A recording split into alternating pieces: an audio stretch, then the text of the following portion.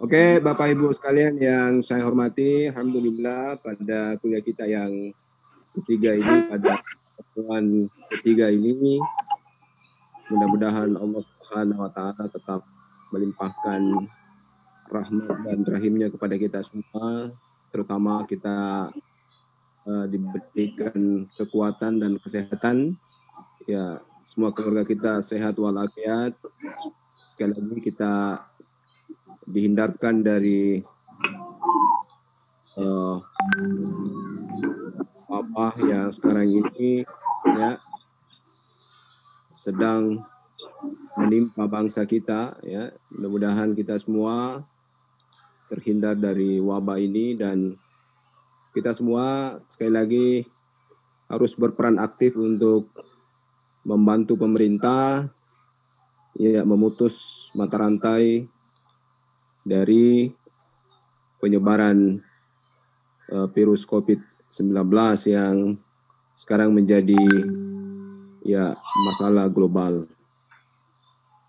Yang paling utama adalah kita menjaga kesehatan semua Bapak Ibu sekalian.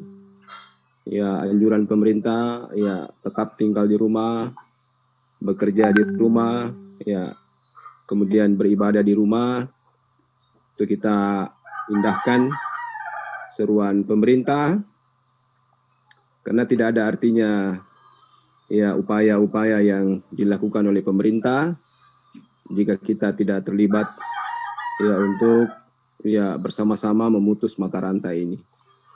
Kunci yang paling utama itu adalah pada kita semua, pada keluarga kita ya, agar kita menjaga ya terutama ya menjaga jarak ya. Setiap kita keluar, kita menggunakan masker, ya menghindari kerumunan, dan seterusnya. Ya nanti kita keluar kalau ada yang sangat penting, ya untuk kebutuhan-kebutuhan hidup kita, ya yang betul-betul sangat penting. Jika tidak penting, lebih bagus kita tinggal di rumah, dan kita menjaga agar ya kita semua bisa terhindar dari ya paparan virus yang sangat mengkhawatirkan sekarang ini. Apalagi ya beberapa daerah di selatan sudah masuk zona merah ya, sehingga kita betul-betul perlu waspada Bapak Ibu sekalian. Ya semoga ya kita di dalam melaksanakan tugas-tugas ya tetap ya dilaksanakan dengan baik di rumah ya dan seterusnya. Bapak Ibu sekalian, hari ini kita kuliah yang ketiga dengan tema mengidentifikasi struktur wacana. Ya, ini pertemuan ketiga untuk mata kuliah kita ya analisis wacana. Ya, Bapak Ibu sekalian, saya ya memberikan satu slide yang akan saya jelaskan ya untuk mewakili perkuliahan kita pada pertemuan yang ketiga ini.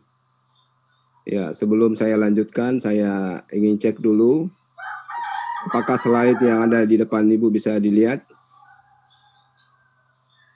Halo? Apa slide yang ada di depan Ibu bisa dilihat? Bisa, Pak. Bisa. Identifikasi struktur wacana. Ya, bagus ya.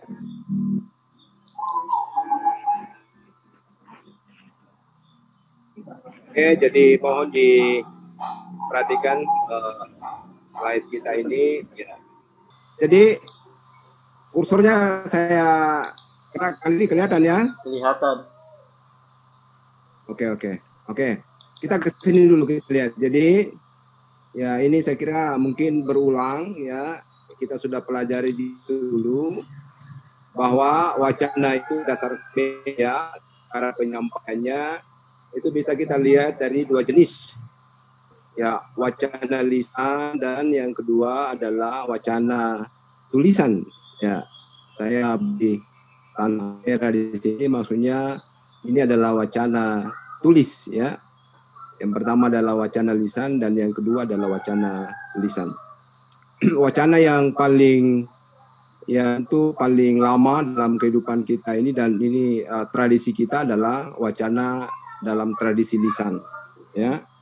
Kemudian ya dalam perkembangan peradaban manusia maka ya lahirlah tradisi tulis, ya, yang ditandai dengan ditemukannya ya alat-alat tulis dan seterusnya, sehingga orang bisa ya menuangkan gagasannya secara lisan dalam bentuk tertulis.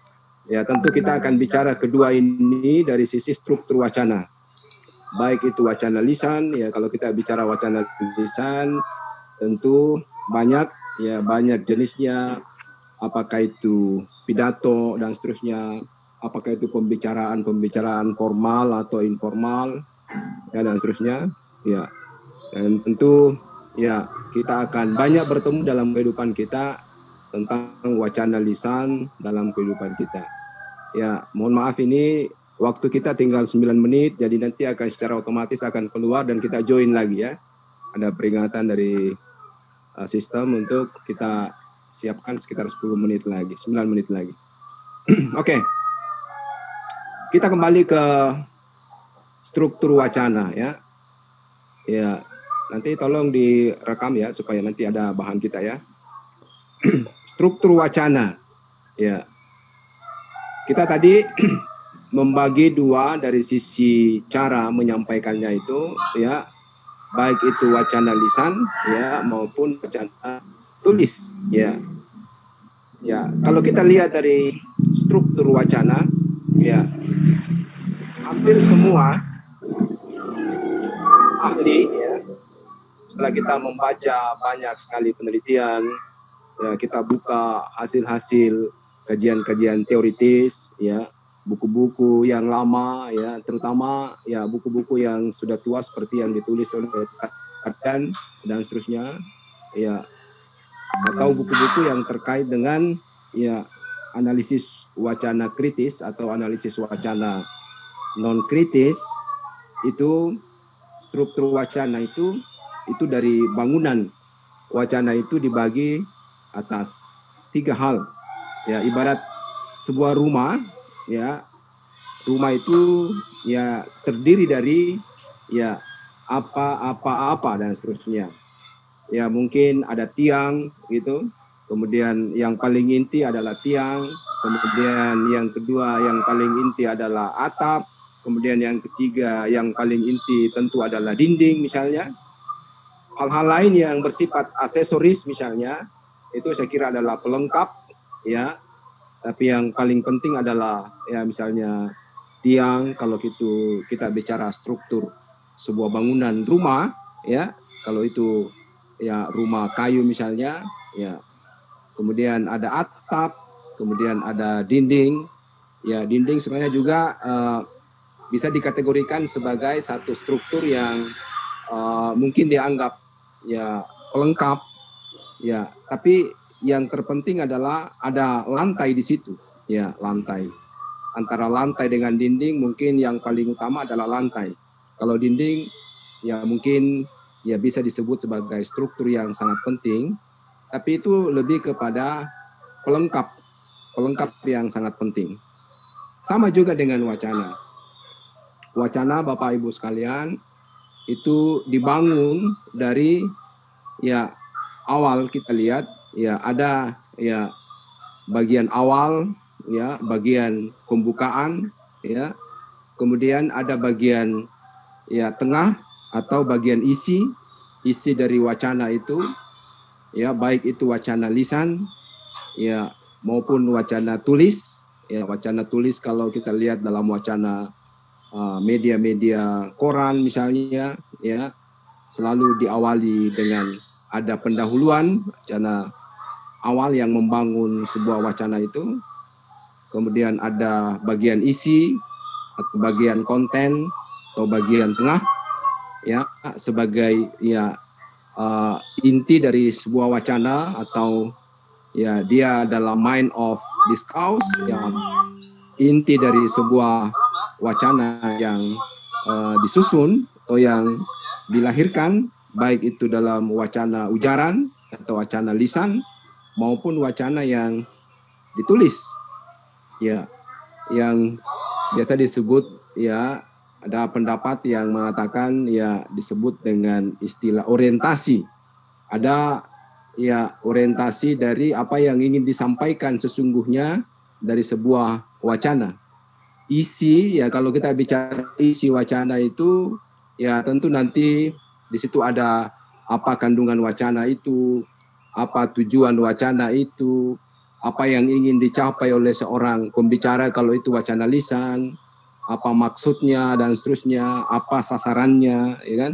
Apa orientasinya, ya mungkin ada makna-makna ya eksplisit dan implisit di dalamnya, ya. Itu dari sisi isi atau kandungan dari wacana itu sebagai bagian inti dari sebuah wacana. Nah, kemudian yang ketiga, ya nanti kita akan berikan contoh-contoh ya dari apa yang kita jelaskan ini. Ya, kemudian yang ketiga adalah ya tentu ya struktur yang paling akhir dari sebuah wacana itu adalah ya tentu penutup, ya penutup wacana, ya atau akhir dari sebuah wacana. Ya, selalu begitu untuk membangun sebuah keutuhan wacana. Ya, keutuhan wacana dilihat dari sisi baik itu sisi gramatikal maupun leksikal itu dibangun oleh ya struktur yang ya bagus kelihatan, ya pembicaraan itu, tulisan itu diawali oleh pendahuluan, ya. Kalau kita menulis ya katakanlah itu penelitian atau menulis makalah, menulis disertasi dan seterusnya, atau menulis tesis atau menulis skripsi, itu selalu tentu diawali dengan pendahuluan, ya. Itulah yang menjadi awal, ya, yang mengantar pembaca untuk masuk ke dalam wacana itu. Ya, ketika itu ya baru kita masuk ke konten, masuk ke isi, ya masuk ke hal-hal yang sangat penting, ya tentu ya terkait dengan isi wacana atau orientasi dari wacana itu, orientasi dari karya tulis yang dibuat, ya baik itu karya tulis ilmiah maupun karya tulis non ilmiah atau fiksi, atau karya tulis yang tidak berdasarkan pada fakta. Tentu itu yang saya sebut tadi. Kemudian nanti akan ditutup dengan bagian akhir dari sebuah wacana. Bapak Ibu sekalian, keutuhan sebuah wacana, ya tadi saya ulangi, keutuhan sebuah wacana tentu ya tidak lepas dari bagaimana ya piranti-piranti linguistik itu hadir di dalam ya membangun ya struktur wacana itu secara utuh, ya. Wacana itu tentu ya pirantinya banyak di dalam yang menentukan apakah sebuah wacana itu ya disebut wacana yang utuh.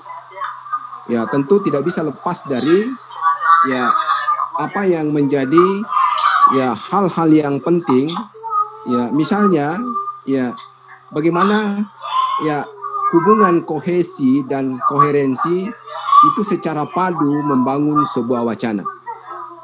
Ya, bagaimana ya penggunaan ya kalimat dan paragraf, ya hubungan antara kalimat dan kalimat, ya hubungan antara paragraf ya dengan paragraf dalam satu ya wacana, atau hubungan antara kalimat dengan kalimat dalam satu paragraf, untuk menandakan bahwa terjadi hubungan yang utuh secara kohesif di dalam membangun sebuah wacana. Ya tentu salah satu penanda atau piranti hubungan kohesi yang baik itu adalah adanya hubungan yang utuh, yang tidak lompat-lompat, yang prehensif, yang sangat baik dengan kalimat kalimat di dalam satu paragraf. Ya, dan juga seterusnya itu berkaitan antara satu paragraf dengan paragraf yang lain yang membangun sebuah wacana. Ya, hubungan-hubungan kohesi ini itu akan ya menjadi sangat penting untuk membangun sebuah struktur wacana. Ya, struktur wacana ya. Dan ini kita lihat ya, kohesi ini ya itu menjadi piranti yang sangat penting untuk menentukan keutuhan sebuah wacana.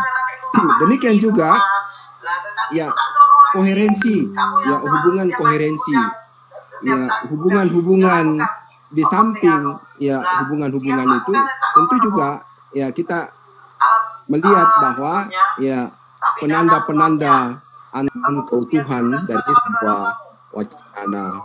Dan piranti yang membangun itu adalah ya apa yang saya sebut tadi dengan piranti-piranti gramatikal, ya piranti-piranti leksikal, ya yang secara utuh membangun sebuah wacana. Hubungan-hubungan kohesi dan koherensi dalam wacana adalah satu penanda bahwa wacana yang dibangun itu adalah wacana yang utuh, yang baik, yang memenuhi persyaratan sebuah wacana yang baik. Ya, saya ingin cek. Halo, Assalamualaikum. Audio dengar? Dengar sih Pak. Dengar. Oke. Dengar Pak. Bapak Ibu sekalian, ya kita lihat sungguhnya ya informasi yang penting dalam sebuah wacana, ya kan? Ya kita sebut dengan ya kalau kita istilahkan ya dari beberapa ahli misalnya, tentu ada nilai komunikasi atau ada ya isi komunikasi yang ingin disampaikan dalam sebuah wacana, ya kan?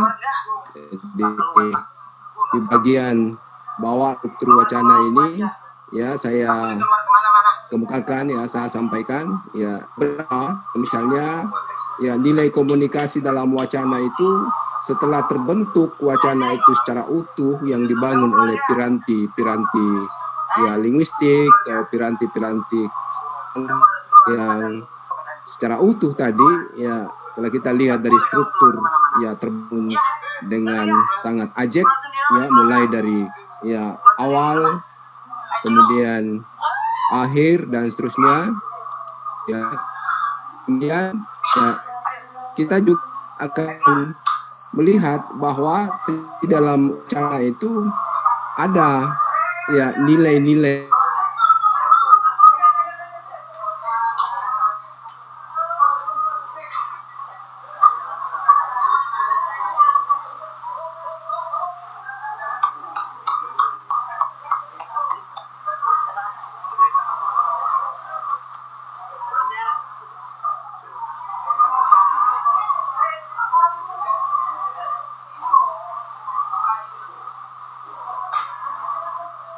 melahirkan sebuah perturan atau sebuah wacana atau sebuah diskurs yang kita baik itu secara lisan maupun secara tertulis.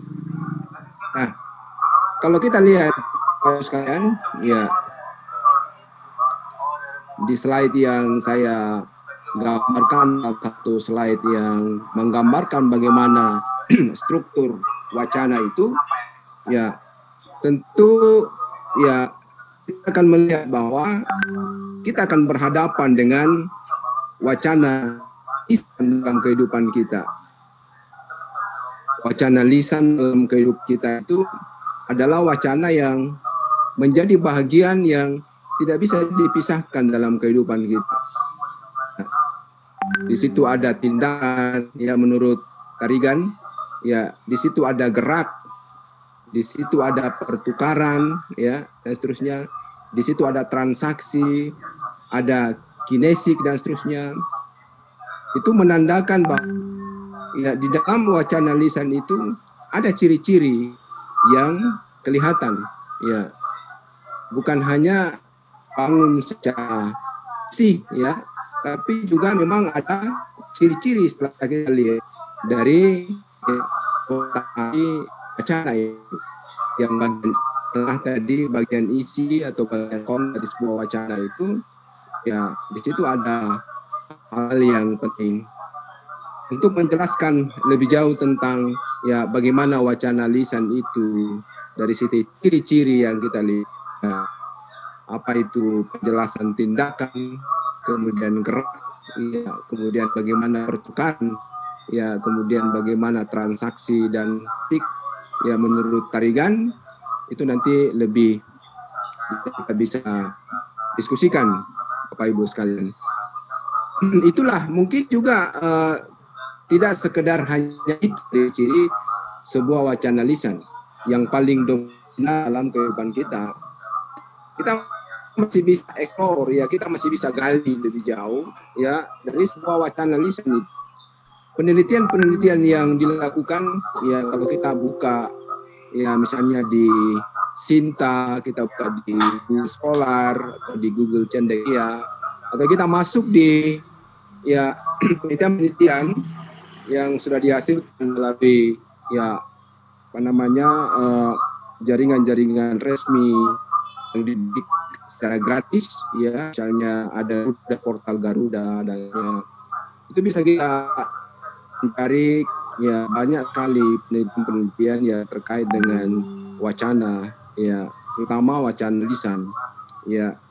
Kalau kita coba ketik misalnya ya bagaimana struktur pidato ya yang dihasilkan oleh para tokoh-tokoh nasional ya, presiden, menteri dan seterusnya, itu bisa kita lihat bahwa memang struktur wacana itu dibangun dari 3 hal tadi.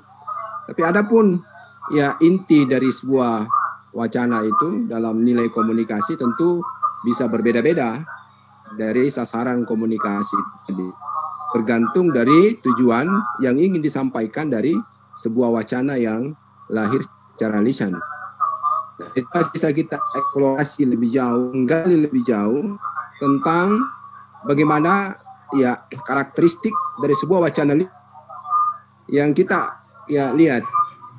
Atau mungkin sekarang ini menarik kita coba analisis misalnya bagaimana konten atau orientasi dari wacana secara lisan yang disampaikan ya, melalui announce, pengumuman atau informasi, terutama yang sekarang lagi tren, hampir setiap hari itu kita akan lihat adalah berita-berita yang disampaikan mengenai berita ya informasi tentang ya perkembangan COVID ya 19 oleh ya Satuan Tugas COVID-19 ya secara nasional. Kita bisa lihat. Saya mencoba memperhatikan ya Bapak Ibu sekalian ya setelah ada kritik ya dari juru bicara COVID-19 itu, ada kritik dengan pernyataan yang disampaikan lewat ya wacana lisan ya, pengumuman mengenai perkembangan ya COVID-19 di Indonesia itu diupdate setiap hari. Ya, sebenarnya kalau saya analisis secara ya konten ya secara isi, sebenarnya ya beliau tidak bermaksud seperti itu ya. Misalnya ada perkataan ya Pak Ahmad Yulianto yang juru bicara COVID-19 mengatakan ya mengharapkan agar ya, miskin jangan menularkan penyakitnya kepada orang kaya. Itu sebenarnya kalau kita analisis bukan bermaksud begitu beliau ya. Cuman mungkin memang ada ya yang di situ yang belum lanjut. Ya, kalau saya baca seperti itu, tidak seperti itu maksudnya, bahwa sesungguhnya kita ini ya kalau itu masuk ke analisis wacana kritis. Ya, kita sesungguhnya ini ya baik miskin maupun kaya ya, itu saling menjaga untuk tidak menularkan. Karena sesungguhnya tidak ada jaminan ya kalau kita masuk pada analisis wacana kritis, tidak ada jaminan bahwa orang kaya itu akan bebas dari ya wabah ini. Begitu juga orang miskin. Tidak ada juga jaminan orang miskin itu ya akan terbebas dari wabah ini. Semua punya potensi untuk ya menjadi sasaran dari wabah ini. Oleh sebab itu kita saling menjaga. Ya, sebab itu saya lihat ya hampir setiap saat saya ikuti perkembangan itu, ya maka beliau mengubah gayanya. Jadi bukan lagi gaya lisan yang dia pakai walaupun sampainya secara lisan, tapi itu bawa dengan lisan melalui konsep. Ya ada konsep yang dibaca dan seterusnya. Itu saya kira bentuk kehati-hatian beliau untuk sangat penting yang selalu ditunggu-tunggu oleh masyarakat. Kita berharap bahwa ya tentu Pak hilang-hilang suara tak. Sampaikan Bapak Ibu sekalian. Jadi keterpaduan ini penting tentu di dalam membangun struktur wacana. Mohon yang lain bisa agak diam sedikit ya, diam dulu ya. Nah, kemudian wacana tulis ya yang kita lihat selama ini ya tentu ya kita akan lihat dari keterpaduan ya secara gramatikal dan leksikal yang ditandai dengan hubungan kohesi dan kohesi yang utuh. Nah, itulah wacana tulis yang menjadi ciri ya atau penanda dari sebuah wacana tulis yang baik. Ya, tentu itu ada hubungan-hubungan gramatikal dan leksikal yang penanda-penanda ya hubungan antara kalimat ya antara paragraf dengan paragraf, hubungan antara kalimat dalam satu paragraf, kemudian hubungan antara paragraf yang satu dengan paragraf yang lain itu tidak terjadi jumping ya, loncatan ya dari ide-ide, gagasan-gagasan ya, tapi selalu ya runut. Ide itu, gagas itu di dalam wacana tulis itu runut, terbaca dengan baik secara berurutan ya itu, dan kelihatan sekali kalau kita membaca wacana yang utuh itu secara tertulis itu enak dibaca ya karena kelihatan hubungan yang baik ya. Setelah dia berbicara tentang kepala ya dia berbicara tentang leher, kemudian dia berbicara tentang dada, tentang perut, tentang kaki misalnya. Kalau itu menjelaskan tentang keutuhan sebuah ya anatomi dari tubuh seorang manusia dan seterusnya.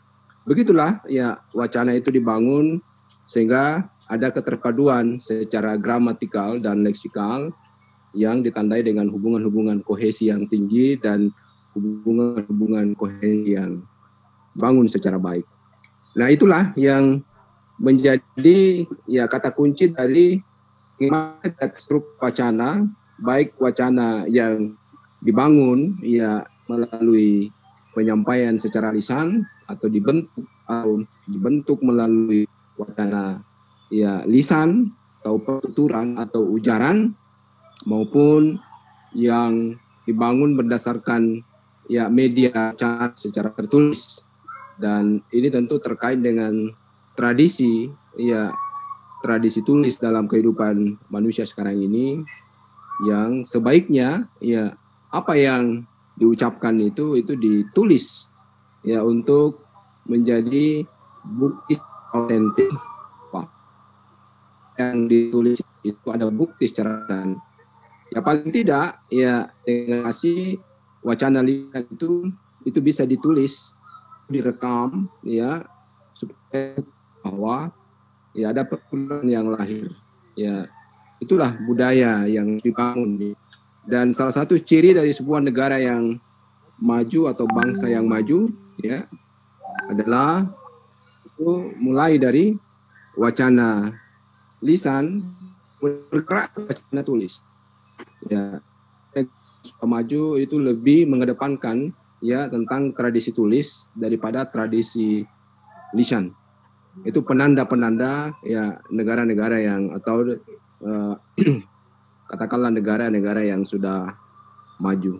Ya, saya kira itu kajian teori kita, Bapak Ibu sekalian, untuk ya mendiskusikan ya tentang struktur wacana yang lahir dari ya kehidupan kita ya, dalam wilayah sekitar kehidupan kita, dalam masyarakat kita, baik wacana lisan ya maupun wacana tulis yang kita ya hadapi bersama-sama setiap saat.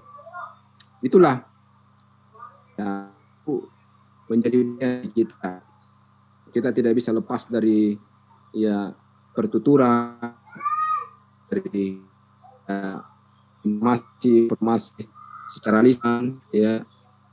Kita juga tidak bisa lepas dari tradisi tulis dalam kehidupan kita.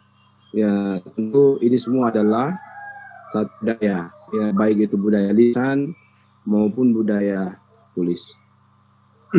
So itu Bapak Ibu sekalian yang kita diskusikan ya, mungkin ada yang ingin dilengkapi, ingin dipertanyakan dan seterusnya ya, bisa kita buka ya sekitar ya 15 sampai 20 menit lagi untuk kita diskusikan dalam kesempatan kuliah online ini. Karena kita batasi oleh waktu setiap kita join meeting ya maksimal 45 menit. Ya nanti ada peringatan lagi ya tinggal 10 menit gitu. Ya mari Bapak Ibu sekalian, saya ya mengundang untuk berpartisipasi di dalam memberikan ya gagasan-gagasan, ide-ide ya yang terkait dengan kita pada pagi hari ini, yakni mengenai struktur wacana, baik itu wacana lisan maupun wacana tulis dalam kehidupan kita sehari-hari. Ya, silakan Bapak Ibu sekalian. Oke, Pak. Bismillahirrahmanirrahim. Assalamualaikum warahmatullahi wabarakatuh, Pak. Ya. Aris. Waalaikumsalam warahmatullahi wabarakatuh, Pak Aris. Silakan Pak Aris.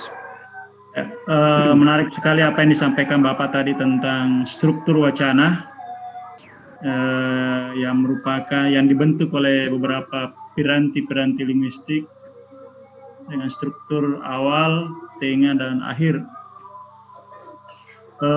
Ketika kita menganalisis teks atau wacana secara tertulis, sepertinya dimungkinkan untuk ketiga bagian ini ada.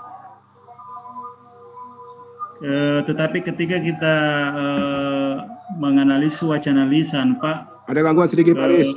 Ya, Pak. Halo, Assalamualaikum. Lanjut, Halo, Pak. Putus, Pak Aris. Halo.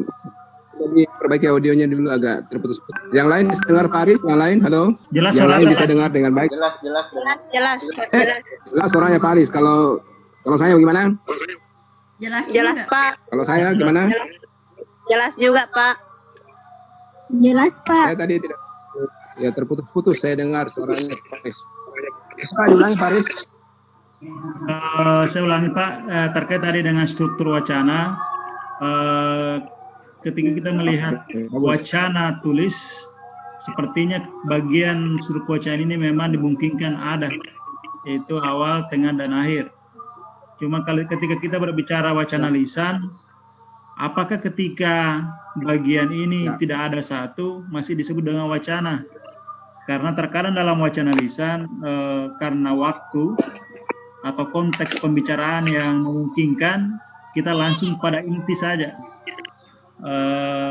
Meskipun yang dibahas satu kesatuan juga, tapi karena persoalan waktu dan konteks untuk mengefektifkan kita berbicara, biasa kita langsung pada inti saja, tidak ada lagi pendahuluan. Ya, apakah wacana lisan yang kita sampaikan itu masih ideal disebut dengan wacana, Pak? Terima kasih. Ya, baik Pak Aris. Ya, saya kira pertanyaan yang bagus, bahwa sebuah wacana yang utuh itu adalah ya dibentuk dari struktur yang kita jelaskan tadi secara teoritisnya, baik itu mulai dari pembukaan atau awal atau pendahuluan, kemudian ada wacana dari isi itu atau orientasi dari wacana itu, atau ada kontennya, ada tujuannya, ada maksudnya, ada hal yang ingin disampaikan di dalam wacana itu. Ya, kemudian tentu ditutup dengan ya satu akhir ya dari sebuah wacana, baik itu wacana lisan maupun wacana tulis. Nah, pertanyaan Pak Aris menarik tadi Ya, bagaimana dengan ya wacana tulis? Kita akan dibatasi oleh waktu, dibatasi oleh kesempatan dan seterusnya. Maka kadang-kadang apa yang kita sampaikan itu tidak utuh kalau kita lihat bedah dari sisi struktur wacana. Kadang-kadang kita langsung to the point itu. Apa menjadi tujuan pembicaraan itu yang kita sampaikan. Ya, apa yang menjadi sasaran pembicaraan kita, apa yang menjadi orientasi pembicaraan itu yang kita sampaikan. Pertanyaannya adalah, apakah dengan pertuturan atau ujaran atau utterance seperti ini, itu bisa juga dianggap sebagai wacana? Nah, itu pertanyaan menarik dari Pak Aris. Nah, kalau yang tulis tentu selalu dibudayakan dengan seperti itu. Ya, monggo yang lain ada tanggapan Bapak Ibu sekalian sebelum ya kita jawab bersama. Ada yang lain, silakan. Warahmatullahi wabarakatuh. Ya, waalaikumsalam. Ya, silakan. Pertanyaan ini Pak, Silakan. menarik sekali yang materinya tadi yang sudah disampaikan oleh Bapak. Dan ini masalah terkait dengan masalah struktur wacana lisan maupun struktur wacana tulis. Dalam struktur wacana ini kita sering kaitannya dengan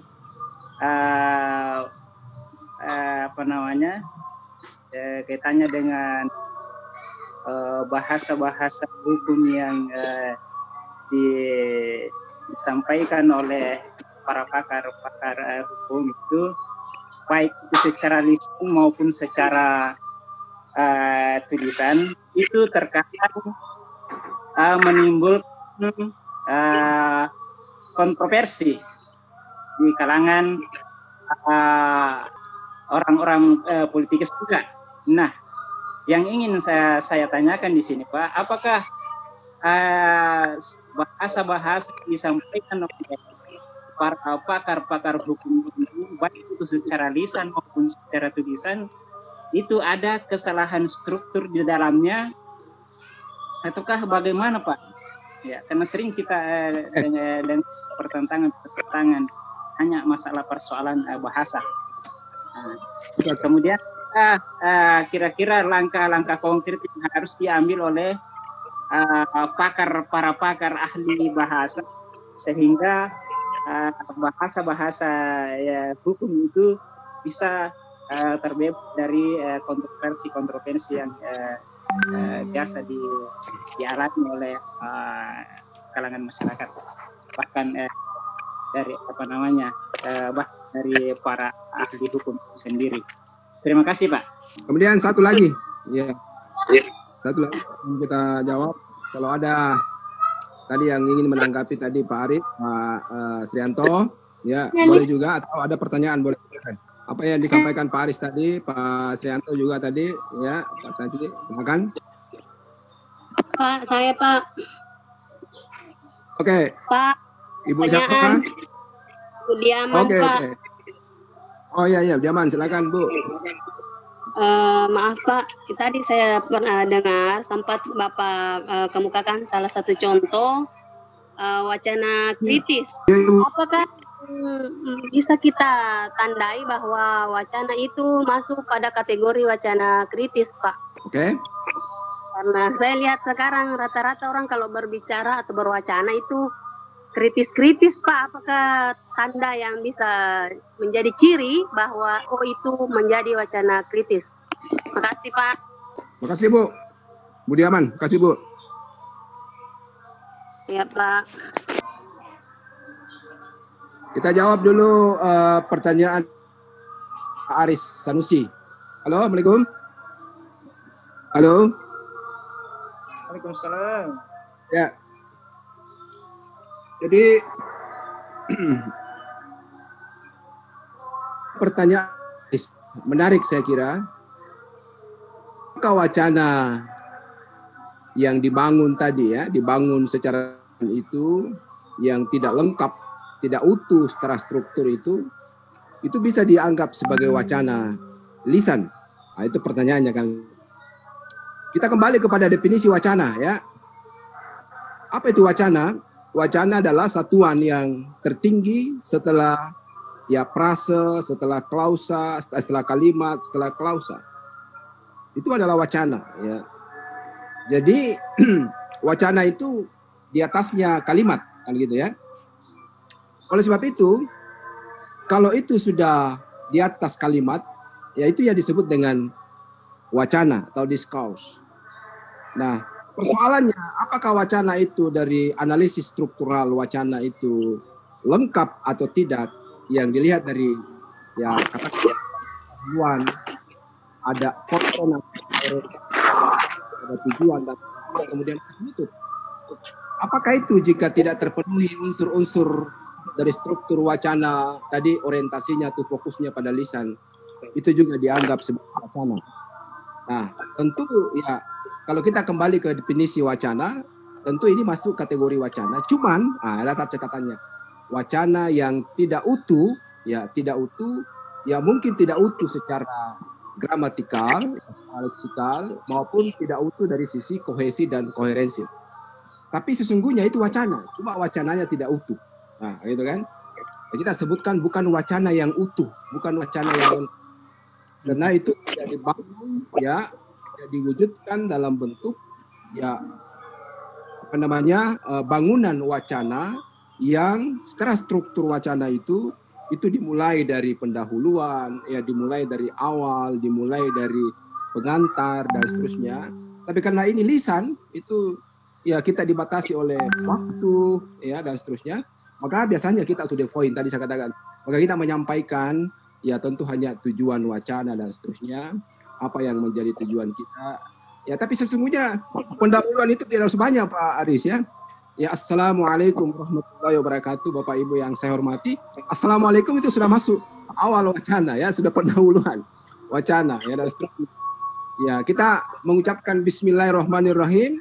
Ya selamat pagi, selamat malam dan seterusnya. Itu sudah awal dari wacana sesungguhnya. Walaupun itu tidak lengkap, ya, tentu beda dengan wacana. Itu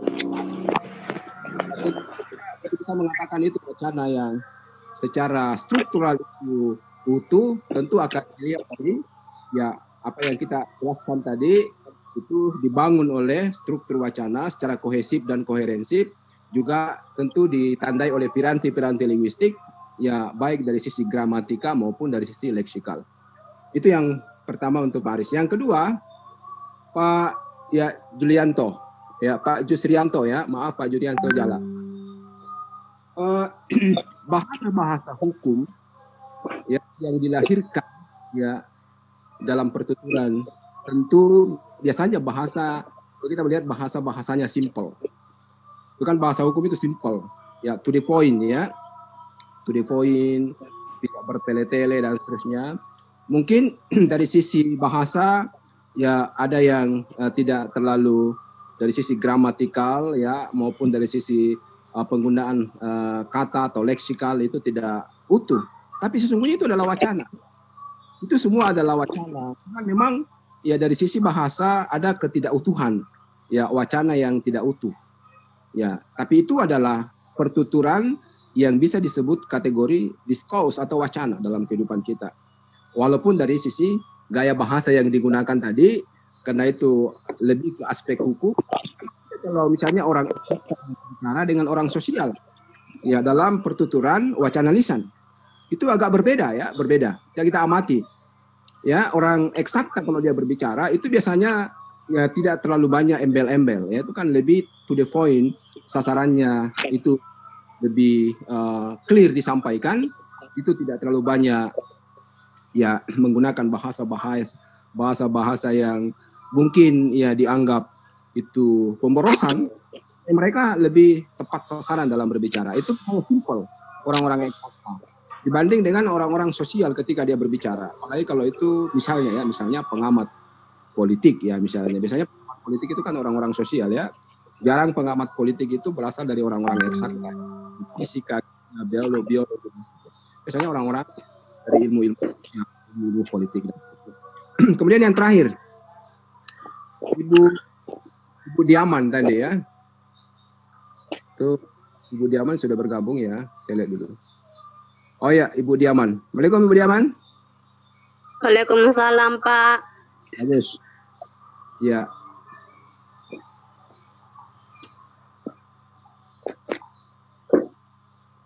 Halo, Ibu Diaman? Iya, jelas Pak, jelas. Oh, jelas ya.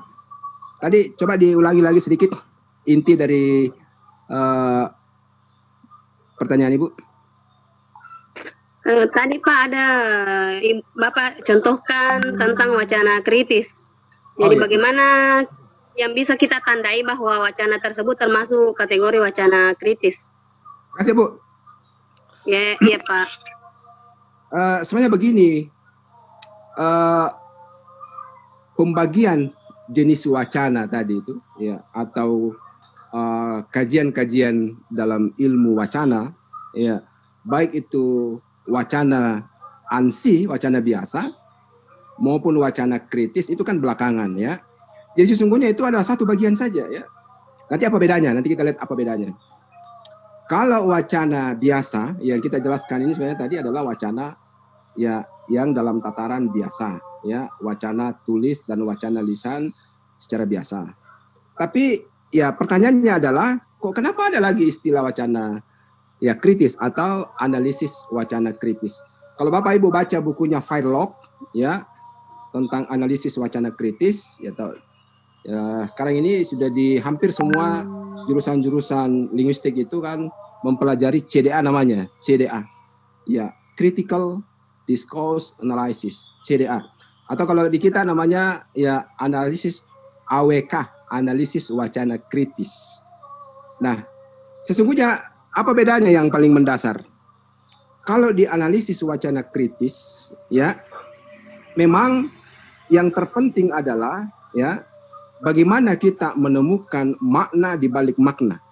Nah ini Ibu-Ibu ya, jadi bagaimana kita menelusuri makna di balik makna. Maka ya dalam analisis wacana kritis itu kita tidak berhenti pada makna dalam tataran surface structure. Ya, kita tidak berhenti di situ pada tataran makna di permukaan. Ya kan? Saya ulangi. Kita dalam analisis wacana biasa, kita tidak berhenti pada ya mencari, menelusuri, ya memburu dalam tanda petik makna pada tataran ya struktural makna atau makna biasa. Tapi kita dikejar ya untuk bisa menemukan makna yang lebih dalam lagi yang disebut dengan in deep meaning, atau di dalam istilah ya linguistik yang sering kita gunakan itu dalam bahasa Belanda namanya verstehen, makna yang terdalam. Kita dikejar ke sana. Maka di dalam analisis wacana kritis kita kadang-kadang banyak menggunakan pendekatan untuk sampai ke situ. Ya, pendekatan-pendekatan yang digunakan ya untuk bisa menemukan makna di dalam makna. Ya, makna ya di dalam makna. Makna yang tersembunyi, ya kan? Ya, kita bisa menelusuri makna-makna itu secara mendalam dalam ilmu-ilmu sosial, ya kita sampai kepada tataran itu. Bagaimana menemukan ya makna arti yang lebih dalam dari arti yang sesungguhnya. Biasanya kita menggunakan analisis ya hermeneutika atau analisis isi, ya content analysis, analisis isi. Tapi lebih jauh ke situ, ya kita mencoba untuk menggunakan satu piranti analisis yang namanya analisis ya hermeneutika yang sering digunakan oleh ahli-ahli ya ilmu-ilmu sosial untuk membedah makna-makna terdalam. Jadi sesungguhnya wacana sama saja, Bu. Jadi ini wacana biasa. Wacana biasa itu bisa didekati dengan analisis kritis. Karena kontennya di situ. Jadi analisis kritis itu kalau kita lihat dari sisi struktur sama saja dengan analisis dengan wacana biasa, Bu, sama saja. Sama. Cuma kalau kita sudah masuk kepada orientasi tadi, isi dan seterusnya, itu sudah lain. Karena kita sudah masuk kepada analisis yang lebih dalam. Dan kadang-kadang ya kita ini menggunakan analisis pendekatan yang banyak digunakan oleh para ahli. Misalnya kalau kita menggunakan analisis genetika. Ya Bapak Ibu bisa mencoba untuk menggunakan itu langkah-langkah analisis ya wacana itu menggunakan pendekatan-pendekatan seperti itu. Dan banyak pendekatan-pendekatan dalam ilmu-ilmu lain untuk bisa menemukan makna-makna yang terdalam. Jadi analisis wacana kritis itu lebih jauh lagi untuk ya mengungkap, mengeksplorasi makna yang terdalam. Itu saya kira intinya Ibu Diaman, ya. Tapi sesungguhnya wacana sama saja, Bu. Semua adalah wacana. Cuman namanya saja ilmu pengetahuan berkembang dan seterusnya, ya, maka itu lebih dikembangkan lagi. Bagaimana kita bisa ya mendapatkan informasi yang lebih utuh. Ya, mungkin ada yang ingin disampaikan oleh penulis, tapi itu ya tidak diungkapkan secara ya tersurat, tapi ada makna yang tersirat di dalamnya. Saya kira itu Bapak Ibu sekalian. Saya sudah diperingatkan oleh anak saya, katanya sudah waktu sholat. Saya mohon maaf kalau kita diskusi lagi ya. Ya Ibu Diaman ya, maaf ya mungkin tidak lengkap tadi jawaban saya. Ya nanti bisa nanti Ibu coba tracing di internet ya. Dan disertasi saya kebetulan disertasi itu kajian mengenai budaya Bugis. Itu nanti di internet ya, Amaluddin. Di Negeri Malang ya, nanti bisa dilihat situ. Kebetulan ya saya menggunakan analisis hermeneutika untuk mengkaji ya konten budaya Bugis. Jadi Ibu bisa ya buka di situ ya. Mungkin tidak full teks disampaikan di dalam internet, tapi nanti kalau paling tidak abstrak bisa dibaca di situ pendekatan yang saya gunakan. Makasih ya Bapak Ibu sekalian, kita dibatasi oleh waktu. Sekarang waktu sholat sudah masuk. Ya. Sudah zuhur. Terima kasih kembali. Terima kasih banyak Bapak Ibu sekalian ya, sehat semua ya, jaga kesehatan. Sehat juga Pak. Di rumah. Bapak juga sehat. Tinggal di rumah, semua Bapak Ibu sekalian tetap tinggal di rumah, ibadah di rumah, dan sekarang kita sudah waktu ibadah. Jadi kan, Assalamualaikum. Waalaikumsalam warahmatullahi wabarakatuh.